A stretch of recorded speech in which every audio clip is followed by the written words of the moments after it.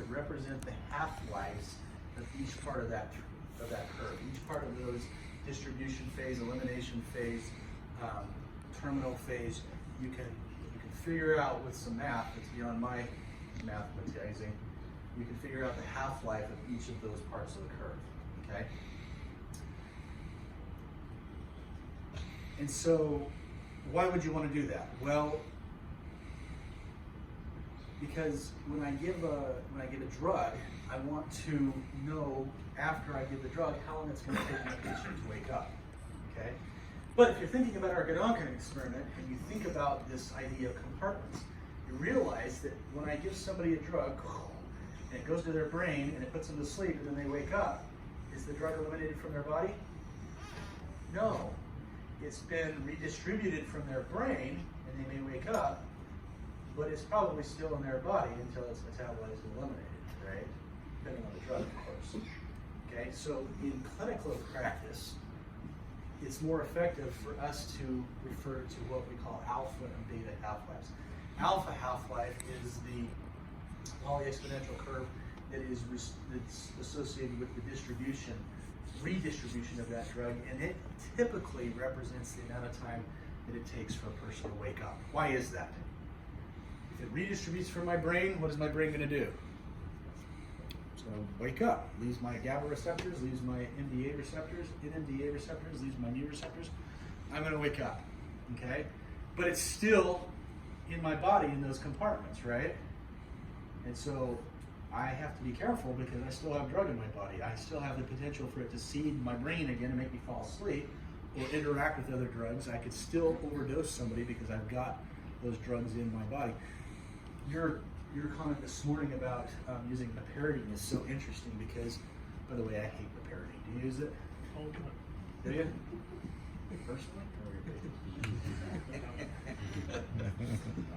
I don't like piperidine because piperidine is metabolized into an active metabolite called normopiridine. And normopiridine, like you said this morning, when it builds up, can cause seizures and coma and death in high enough concentrations.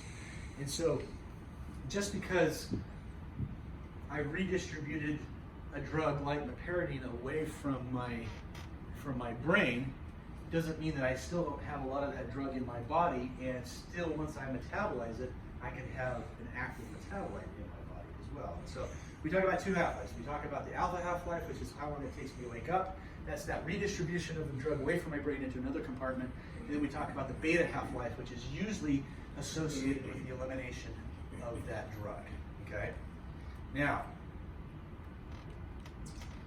there are certain things that can, this is not me, by the way, there are certain things that can influence the half-life of a drug.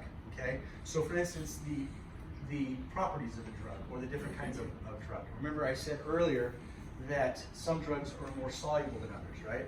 Some drugs are more lipid soluble than others. So if I give you a drug that is lipid soluble, it's going to get stuck where? My fat, right? So if I have a big chubby guy like me and you give me a bunch of lipid soluble drug, it's going to go to that compartment and stick around for a while. That can be a problem. Things like age and gender, obesity, edema. This one right here is really important. We were just talking in the break about a patient that he's going to be working on who's a little bit elderly. And we talked a little bit about the importance of being careful with certain kinds of drugs in elderly people. For instance, you don't want to give an old person a benzodiazepine. Why?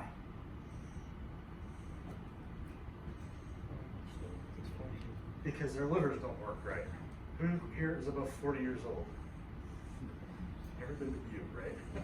And you guys up there.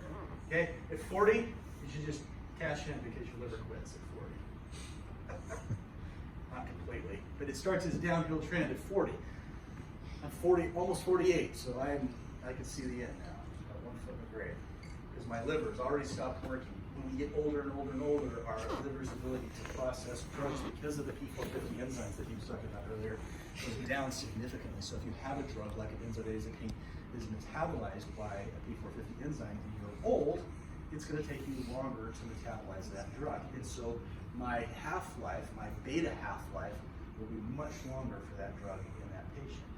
Also for older patients, they because their livers stink, they don't make as much protein. And so most drugs bind to proteins and are unable to be used. If I have less proteins, I have more unbound drug, and that's more active in my body. And so my alpha half-life will be longer, sleep longer. Okay? And then there are other things like volume of distribution that we can talk about. But just realize that things like age and obesity and gender, it actually really does affect the half-lives of your drugs. You have to take those into consideration, especially old people. Before residency, before I knew what I was doing some water sedation in my office, and I gave a guy some diazepam. Diazepam is what kind of drug? It's a benzo, right? Is it lipid soluble or a little bit insoluble?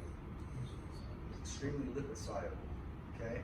I gave this guy some diazepam because I was going to take out a bunch of his teeth. Did not do a very good health history of him. I didn't realize he had liver disease. So I gave this guy that had liver problems some diazepam. He comes back a week later and I said, "Hey, how did your recovery go?" He goes, "Well, I slept a lot." And I said, "Well, that's great." He said, "No, you don't understand." He said, "I lay down on the couch and woke up 4 days later." Was that heartbeat? It's like, I woke up 4 days later. Right? Lucky me. Okay? What would have happened if he would have laid down on the couch and taken one of the hydrocodones that I prescribed him, and a little bit of alcohol at the same time?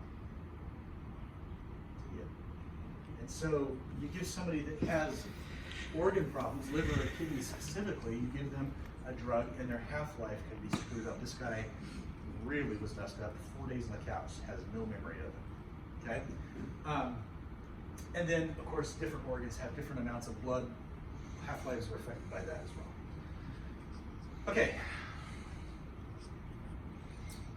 Half-time versus half-lives. Okay? When we talk about giving a drug through a bolus of drug, which is the way that most people give their drugs, I hook up a syringe of propofol or a syringe of fentanyl or a syringe of midazolam and I squirt it into a person. Okay? That goes into a patient and we talk about making them have the effect. Either it makes them go to sleep or they're sedated or they have anxiolysis. It goes straight to their brain, to that compartment, and it has its effect, right? And then we say that they wake up or they become less sedated. Why? Because of the alpha half-life, that redistribution away from their brain. And they start to wake up, okay? That's very effective in a drug that I give in a bolus dose, or like we showed in our Gononkin experiment, I pour into a container, does its thing, and it's eliminated, okay? What happens if I hook up an infusion to somebody and I start pumping drug into a patient and it goes to their brain, and then when it dissociates away from their brain, that alpha half-life goes away from their brain and there's another molecule there because I'm pumping it in via an infusion to take its place. And then when that one distributes away, alpha half-life, there's another molecule that I've pumped in and it's taking that place. What happens to my patient? They stay asleep. Okay? All of a sudden, there's no such thing as an alpha half-life because when the alpha half-life happens because of redistribution, there's another molecule there to take its place. And so the person stays asleep. Okay? So when we talk about infusions, half-lives don't make any sense. They don't really exist because this idea of alpha half-life or redistributing away from my brain is swallowed up in the idea that there's another molecule there ready to take its place and keep me asleep. And so we have to have a different paradigm in order to understand how people wake up from infusions. And so we talk about something called a half-time. Instead of a half-life, we talk about something called a half-time.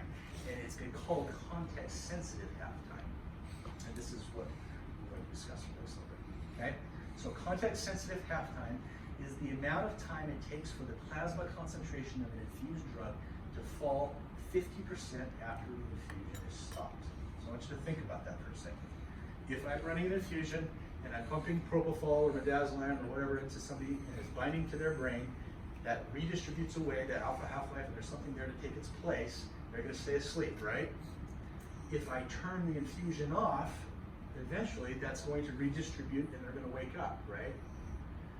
That time that it takes them to reduce their blood concentration by half after I've turned the infusion off is called a context-sensitive half-time. And for most drugs, that is equal to wake-up time, if there's only one drug on board.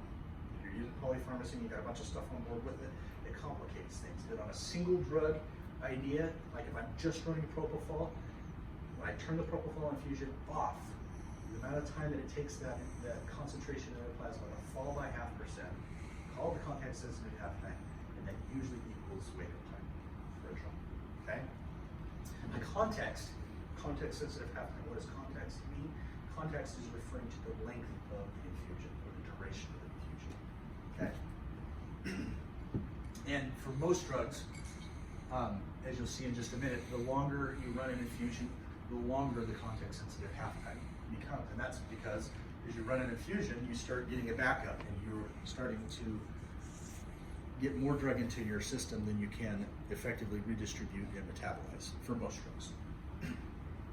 Okay, so what is context sensitive half-life? It is, or half-time, it is not a half-life. Remember I said that in first order kinetics, the amount of drug eliminated is consistent depending upon the concentration of that drug, okay? When I have a half-life, or when I have a half-time, it changes depending on how long my infusion is. So the first half-life, or the half-time, first half-time is usually shorter than the second, which is usually shorter than the third, is usually shorter than the fourth. It gets longer for most drugs as time goes on. And so it is obvious that half-time and half-life are not the same thing. So if I run an infusion on somebody and I expect them to wake up according to the half-life of that drug, I'm going to be severely disappointed because they are probably going to be asleep for a lot longer. Okay, and so if you have a busy practice and you want your patient to go home anytime soon, you need to understand what a context-sensitive half-time is, opposed to the half-life of that drug. Make sense? Yeah. Okay. All right. So, what affects the context-sensitive half-time?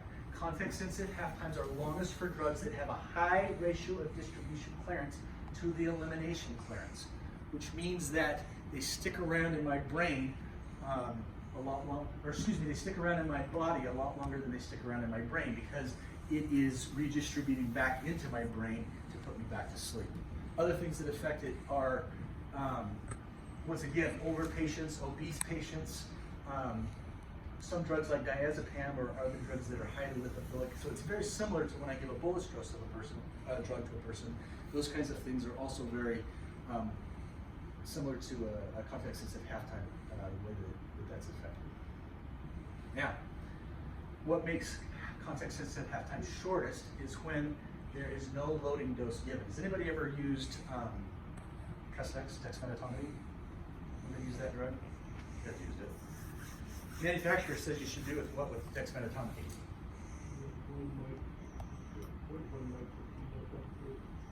Over 10 minutes. You give this big bolus dose over 10 minutes and then you set a constant infusion of it afterwards, right? And what that does is it kind of loads you up and then keeps you constant. Obviously, that's going to make your context-sensitive half-time last longer because you've already loaded yourself up, and then you're continuing to infuse the patient. If I don't give a loading dose, that's going to make my context-sensitive half-time shorter. That makes sense. Okay. What else makes it shorter? Drugs that are metabolized in different ways. Now, how are most of the drugs that we use metabolized? Most of them are done in our liver or our kidneys or both, right? So, for instance, if I give some Versed, benzodiazepine, it goes to my liver, and how's it metabolized? Goes through the P450 system, right? And goes through oxidation and reduction. Okay, so it takes time for it to go through phase 1 metabolism in my liver by P450 enzymes, right? Who here's used propofol before? How's propofol metabolized? In your liver. However, if you give propofol if you give a propofol infusion to a animal patient and you take out their liver, guess what? They continue to metabolize the propofol. Well, how's that possible? If I take out their liver, how can they continue to metabolize the propofol?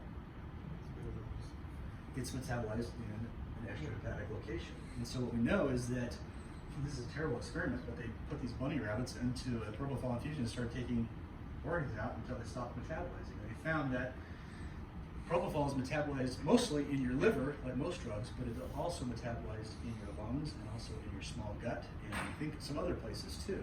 So drugs that are metabolized in other places besides the liver will have a shorter context-sensitive half-time because they don't have to they don't have to wait on the P450 system to metabolize them, right?